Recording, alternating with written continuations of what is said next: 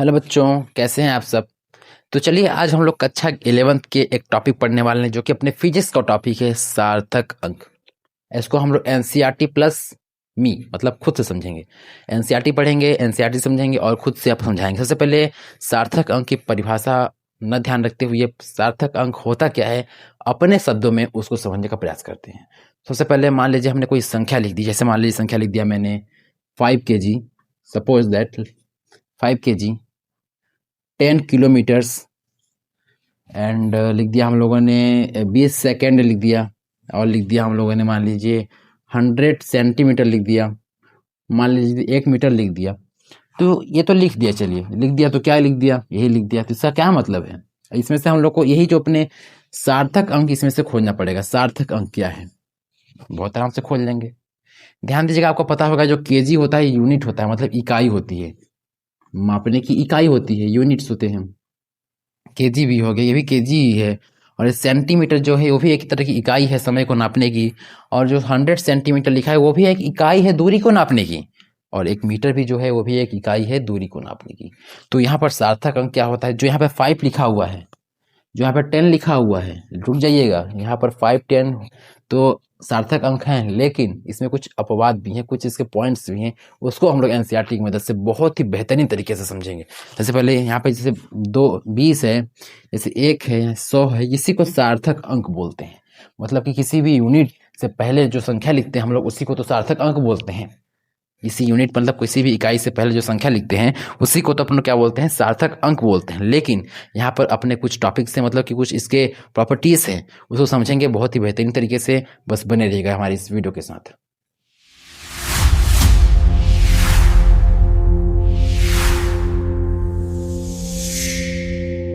तो चलिए अब समझते हैं एनसीईआरटी की मदद से कि क्या होता है सार्थक अंक को किन किन रूपों में, मतलब कि किन किन तरीकों को लिखना, किन किन तरीकों से लिखने पर उसे हम सार्थक अंक मान सकते हैं और किन किन तरीकों से लिखने पर उसे हम सार्थक अंक नहीं मान सकते। तो उसको समझेंगे बहुत ही बेहतरीन तरीके से। मैं स्क्रीन पे आपको जो भी स्टेटमेंट पढ़ूंगा यहाँ पे बुक से एनसीईआरटी का, वो आपको लगा दूंगा स्क्रीन पे, ताकि आपको पढ़ने में भी आसानी होगी। जैसे यहाँ पहला स्टेटमेंट लिखा हुआ है कि किसी मापन में विभिन्न मात्रकों के परिवर्तन के चयन के सार्थक अंक की संख्या परिवर्तित नहीं होती। ध्यान से पढ़िएगा, फिर से पढ़ रहा हूँ, आप स्क्रीन पर पढ़िएगा। किसी मापन में विभिन्न मात्रकों के परिवर्तन के चयन से सार्थक अंकों की संख्या परिवर्तित नहीं होती। यहाँ पे क्या, किसी मापन में, मान लीजिए हम लोग मापते हैं दूरी को, मान लीजिए सपोज दैट मानते हैं दूरी, distance between one B and two B and A, ठीक है, इसके बीच की दूरी मान लेते हैं, इसकी दूरी कितनी है, 1 मीटर है, मान लेते हैं।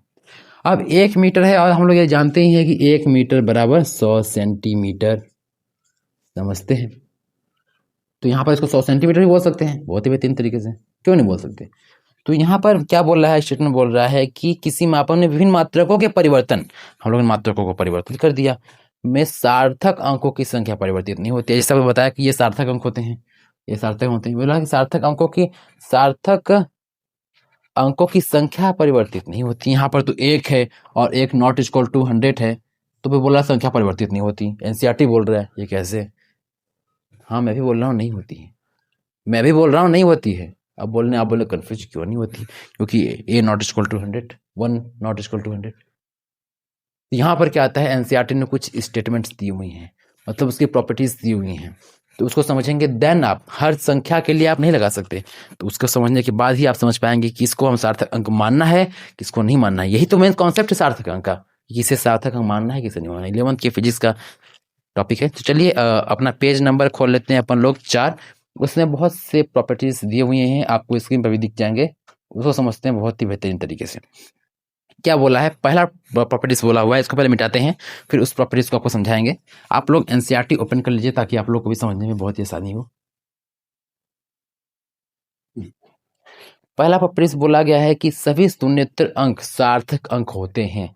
सभी शून्येतर, सभी क्या, शून्येतर, शून्येतर का मतलब समझ रहे हैं आप लोग। शून्येतर आपने पढ़ा होगा, शून्येतर एक ही चीज है। शून्येतर मतलब शून्य,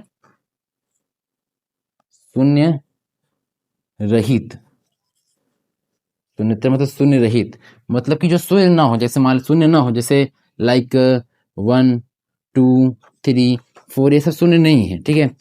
और माइनस में भी हो सकता है उसमें, लेकिन ध्यान दीजिएगा माइनस में कोई इकाई नहीं नापी जाती है, इसलिए अगर माइनस आएगा ही नहीं। और शून्यता का मतलब जो शून्य न हो, शून्य को नहीं मान सकते, शून्य गलत, ये राइट, ठीक है, इसे बोलते हैं शून्यतर। तो क्या बोला, सभी शून्यतर अंक सार्थक अंक होते हैं, मतलब ये सब सार्थक अंक होंगे, लेकिन शून्य सार्थक अंक नहीं होते हैं, शून्य सार्थक अंक नहीं होते। पर मैं यहाँ पे लिख दूं अगर 2.50, तो जो यहाँ पर शून्य है, क्या यह सार्थक अंक है? यहाँ पर सार्थक अंक है। अगर मैं इसी को इस तरह से लिख दूं अगर, तब सार्थक अंक नहीं है, तब सार्थक अंक नहीं है। इसी को समझेंगे आगे वाली प्रॉपर्टीज में, तो बने रहिएगा वीडियो के साथ। और अच्छा लगे वीडियो तो चैनल को सब्सक्राइब और वीडियो को लाइक कर लीजिएगा। ध्यान दीजिएगा ये शून्य नहीं है, लेकिन ये शून्य है, मतलब कि सार्थक अंक है। बहुत ही मजा आने वाला, चलिए समझते हैं। ठीक है, अब जानेंगे कि जो शून्य रहित पूर्णांक ही अपना क्या होता है, सार्थक अंक होता है। लेकिन इसमें भी एक प्रॉपर्टी से उसको समझेंगे बहुत ही बेहतरीन तरीके से। चलिए उसको समझते हैं। वो इस तरीके से एनसीईआरटी का स्टेटमेंट है, आपको स्क्रीन पर भी दिख रहा होगा। बोल रहा है कि यदि किसी संख्या में दशमलव बिंदु है तो उसकी स्थिति का ध्यान रखे बिना किन्हीं दो शून्येतर अंकों के बीच के सभी शून्य सार्थक अंक होते हैं। क्या बोल रहा है कि यदि किसी संख्या में दशमलव बिंदु है, मान लेते हैं कोई संख्या है, संख्या है मान लें हम लोग, संख्या मान लेते हैं 0.002503, यह संख्या मान ली, ठीक है। मान लीजिए क्या मान लिए, केजी मान लिए, ठीक है। तो यहाँ पे क्या बोल रहा है कि यदि किसी संख्या में दशमलव बिंदु है तो उसकी स्थिति का ध्यान रखिए बिना किन्हीं दो शून्येतर अंकों के बीच की सभी शून्य सार्थक अंक होते हैं। ध्यान दीजिएगा, ये शून्य सार्थक अंक नहीं होंगे। ये क्यों नहीं होंगे, आगे लिखा हुआ है नीचे, तो इस यहाँ इसको हम समझाते हैं। हम इतने एप्लीकेशन में बात करेंगे, ठीक है, इस एप्लीकेशन पे बात करेंगे जस्ट अगले टॉपिक में, मतलब अगले कॉन्सेप्ट की बात करेंगे। इस टॉपिक को फोल्ड रखते हैं। हालांकि आपको बता दूं मैं कि ये शून्य सार्थक अंक नहीं कहलाते हैं। क्यों नहीं कहलाते हैं, एनसीईआरटी में दिया हुआ है, इसको समझाते हैं। पहले इसको समझा लें आपको। यहाँ पे बोल रहा है कि कोई अगर दशमलव संख्या है कोई दशमलव वाली, तो किन्हीं दो शून्येतर अंकों के बीच के सभी शून्य सार्थक अंक होते हैं। मान लीजिए ये शून्येतर अंक है, ये भी शून्येतर अंक है, ये भी शून्येतर, शून्य नहीं है, तो इसके बीच में जो शून्य आएगा, इसके बीच में जो शून्य आएगा वो सार्थक अंक होगा। लेकिन इसके पहले जो आएगा उसके पहले आएगा वो शून्य सार्थक अंक नहीं होगा। इसके बीच का सार्थक अंक होगा, इसके सिर्फ बीच का, मतलब कि यहाँ 2504, मतलब यहाँ पे 4 सार्थक अंक हैं, ठीक है। यहाँ पे संख्या कितनी सार्थक अंक की, 4 है। 0 भी होगा क्योंकि वो शून्येतर संख्याओं के बीच में है। पहला कॉन्सेप्ट है। अगला है कि यदि कोई संख्या 1 से छोटी है, यदि कोई संख्या, मान लो कोई संख्या x है और वो 1 से छोटी है, इस स्टेटमेंट की बात कर रहा है, तो समझते हैं। 1 से छोटी है तो वे शून्य जो दशमलव के दाईं आगे लिखा हुआ है, दाईं ओर प्रथम शून्येतर अंक के बाईं ओर हो तो सार्थक अंक नहीं होते हैं। कहने का मतलब जो समझा रहे थे यहाँ पे ना, वही है, इसको मिटा के अच्छे से समझते हैं। मैं एनसीईआरटी पढ़ता हूँ, उसके साथ समझाता हूँ आपको। पहले वही संख्या लेते हैं जो संख्या भी हम लोगों ने लिया था, ताकि आप लोग को रियलाइज हो सके क्या बात में बोल रहा हूँ। 2, मैं नंबर भूल गया, मान लीजिए 04 था, मान लीजिए नंबर भूल गया मैं। तो यहाँ पे क्या बोला, यदि कोई संख्या 1 से छोटी हो, 0 तो 1 से छोटा ही है, क्यों, 0 1 से छोटा ही है, ठीक है, 0 छोटा है। आपको स्क्रीन पर जो दिख रहा है उसको पढ़िए। 1 से छोटी है तो वे शून्य, ध्यान दीजिए, तो वे शून्य क्या बोल रहे हैं यहाँ पे, जो दशमलव के दाईं ओर, मतलब दशमलव के दाईं ओर है, ठीक है, जो दशमलव के दाईं ओर, मतलब ये आगे पढ़ते क्या लिखा हुआ है, और प्रथम शून्येतर अंक के बाईं ओर। प्रथम शून्येतर अंक क्या है, प्रथम शून्येतर अंक मतलब जो ऐसा संख्या जो पहली हो, दशमलव के बाईं साइड हो, और वो ऐसी पहली संख्या हो जो 0 ना हो, जो क्या है अपने पास 2 है, यही शून्येतर प्रथम अंक है, ठीक है। फिर क्या बोल रहा है कि बाईं ओर हो, सार्थक अंक नहीं होते। मतलब इसके बाईं ओर ये जो संख्या रहेंगी शून्येतर अंक, दशमलव में संख्या है तो इसकी बाईं ओर जितनी भी संख्या रहेंगी दशमलव से पहले और इस शून्येतर अंक से पहले, इस दशमलव के बाईं साइड और शून्येतर अंक के दाएं साइड जितनी भी संख्या रहेंगी दशमलव के बाद, वो सार्थक अंक नहीं होंगे। और जो यहाँ पे दशमलव के दाईं ओर बोला है वो भी सार्थक अंक नहीं होंगे, स्टेटमेंट सीधे बोल दिया। मतलब आप समझिए कि इनको सार्थक नहीं लेना है, बस यही सार्थक अंक होंगे। 23 जो 4 ही सार्थक अंक है, मतलब 4 अंक सार्थक अंक है, किसके हैं, बात समझ गए। फिर अगला बोल रहा है कि ऐसी संख्या, ध्यान दीजिएगा, ऐसी संख्या जिसमें दशमलव नहीं है, भाई लिख लेते कोई संख्या, लिख लेते हैं 92 015 72 675 लिख लेते हैं, मान लीजिए कोई संख्या है ये, इसमें शून्य दशमलव नहीं है, ठीक है, अच्छी बात नहीं है। तो यहाँ पे क्या बोल रहा है, दशमलव नहीं है तो अंतिम अथवा अनुगामी शून्य सार्थक अंक नहीं होते हैं। अंतिम अथवा अनुगामी, अनुगामी मतलब कि ऐसी कोई अंतिम शून्य क्या बोला है इसमें नहीं, ऐसी संख्या जिसमें दशमलव नहीं है, अंतिम अथवा अनुगामी शून्य सार्थक अंक नहीं होते। अंतिम तथा अंतिम शून्य जो रहेगा या फिर अनुगामी जो उसके बाद आएगा, मान लो यहाँ पे है ही नहीं तो हम उससे संख्या लिखते हैं, लिख लेते हैं हम लोग 3500 लिख लेते हैं। तो यहाँ पे क्या बोल रहा है, अंतिम जो शून्य रहेंगे ये सार्थक अंक नहीं होते हैं, ये सार्थक अंक नहीं होते हैं, आप लोग ध्यान दीजिएगा, ये सार्थक अंक नहीं होते हैं। यहाँ पर सिर्फ 35 ही सार्थक अंक है, मतलब 2 अंक इसके सार्थक अंक हैं, ऐसा एनसीईआरटी बोला है। फिर ऐसी संख्या जिसमें दशमलव बिंदु हो के अनुगामी शून्य सार्थक अंक होते हैं, फिर क्या बोल दिया, ऐसा आपको बताया सबसे शुरू में आपको बताया था ना कि मान लीजिए ऐसे लिखा हुआ 3500 यहाँ पर लिखा है 3.50, तो ये शून्य अपना सार्थक अंक नहीं है, लेकिन ये सार्थक अंक है। तो वही इस स्टेटमेंट में बोल रहा है कि ऐसी संख्या जिसमें दशमलव बिंदु हो, दशमलव बिंदु है बिल्कुल है, अनुगामी शून्य सार्थक अंक होते हैं, तो ये सार्थक अंक हैं, लेकिन ये सार्थक अंक नहीं है, ठीक है, समझ गए आप लोग। फिर आगे कुछ स्टेटमेंट्स हैं परिणाम कोटि। अब परिणाम कोटि की बात क्या रहा है, परिणाम कोटि को हम लोग नहीं इस वीडियो में ना समझते हैं, अगले वीडियो में समझेंगे, लेकिन आपको समझा देते हैं परिणाम कोटि क्या होता है। परिणाम कोटि कहने का मतलब जैसे हम लोग कोई संख्या लिख दिए 35.5670000000, तो ये तो बहुत बड़ी संख्या होगी, इसको लिखने के क्या लिख लेंगे हम लोग इसे 3.567123456 इंटू 10⁻7। इसी को बोलते हैं, क्या बोलते हैं, परिणामी कोटि। किसको बोलते हैं, परिणामी कोटि इसको बोलेंगे 7 को, क्या उसे बोलेंगे 7 को। जैसे यहाँ पे परिणामी कोटि इसको ऐसे है, तो इसमें परिणामी कोटि संख्या जो होगी 7 होगी, इस तरीके समझते हैं, अच्छे से बाद में समझेंगे इसको।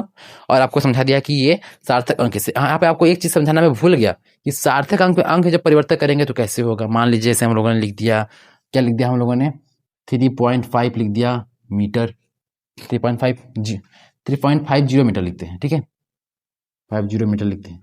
इसको बदलना है सेंटीमीटर में, इसको बदलना है सेंटीमीटर में, कैसे बदलेंगे, 1 मीटर में कितने सेंटीमीटर होते हैं, 100 सेंटीमीटर होते हैं, बिल्कुल, इसका 100 से भाग दे देंगे, 100 गुणा कर देंगे इंटू 100, क्या आ जाएगा अपने पास 350 सेंटीमीटर आ जाएगा। तो यहाँ पे 350 सेंटीमीटर आ जाएगा, और हम लोगों ने क्या पढ़ा हुआ है 350 जो है यहाँ पर ये लास्ट जीरो अंक जो है वो अपने सार्थक अंक नहीं होते हैं, और हम लोग पढ़ा कि दशमलव वाले में सार्थक अंक होते हैं। ये तो अलग है, लफड़ा हो गया अपन लोग का, क्यों, बात सही है ना, या फिर अलग ही लफड़ा हो गया। अब क्या कर सकते हैं, तो ये डाउट मैं आप लोगों को छोड़ के जा रहा हूँ कि आप लोग यहाँ पे क्या कर सकते हैं। जैसे मान लीजिए कि यहाँ पे लिखा हुआ है 35.50 मीटर, इसको सेंटीमीटर में बदल देंगे तो 35.5 इंटू 100 कर देंगे तो आ जाएगा 350 सेंटीमीटर आ जाएगा, ठीक है।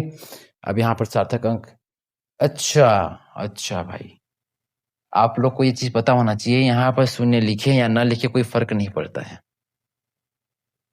यहाँ पर कोई शून्य लिखे या ना लिखे कोई फर्क नहीं पड़ता है, ये चीज आपको पता होना चाहिए, इसलिए तभी इसका मान वही रहेगा जो इसका मान है। तब यहाँ पर ध्यान दीजिएगा, इसको हमने कुछ गलत तरीके से लिख दिया था, इसलिए आप लोगों को थोड़ा डाउट हो गया था, और इसलिए मैंने आपको बोला कि डाउट को सॉल्व कीजिए, लेकिन आपको डाउट यहीं पे सॉल्व हो जा रहा है आप लोगों का कि 3.5 है, अगर इसमें 100 गुणा कर रहे हैं तो ये आ रहा है, तो अगर 3.50 या फिर 3.5 लगभग बराबर ही होते हैं दोनों संख्या, इसको इस तरह से लिखेंगे। फिर यहाँ पे जो स्टेटमेंट आ रही है 3.5 और यहाँ पे आ रही है 350, सार्थक अंक बराबर होंगे, क्योंकि सार्थक अंक होता नहीं है, बराबर होता है। अगर आपको ये टॉपिक ना समझ आया होगा तो आप कमेंट करेंगे, तो इस टॉपिक को फिर से एक बार लाइव स्ट्रीम के साथ वीडियो बनाएंगे आपको, ताकि आप डाउट पूछ सकें, लाइव में डाउट पूछ सकें कि आप लोगों को समझ आया कि नहीं आया। आशा करता हूँ आपको वीडियो समझ आई होगी। ये लास्ट का टॉपिक थोड़ा सा आपको घुमा दिया होगा मुझे लगता है, क्योंकि मैंने आपको इस तरीके से क्योंकि मुझे पता है मैं ये अपने अंदर से क्या बोलते हैं उसको, संतुष्ट नहीं हूँ कि आप लोगों को समझ आया होगा, मैं खुद संतुष्ट नहीं हूँ। आशा करता हूँ आपको समझ आ गया होगा, लेकिन अगर आप कमेंट बताएंगे नहीं समझ आए तो मैं इस टॉपिक पे एक बार फिर वीडियो बनाऊंगा, अगर समझ आ गया होगा तो अच्छी बात है। और आपको वीडियो पाना है 11th क्लास की और अच्छे तरीके से, तो हमारे इस कॉन्सेप्ट नेक्स्ट 10 चैनल को सब्सक्राइब कर लीजिए, वीडियो को लाइक कर दीजिए। मतलब कि अगले वीडियो, तब तक के लिए जय हिंद, जय भारत, कीप लर्निंग।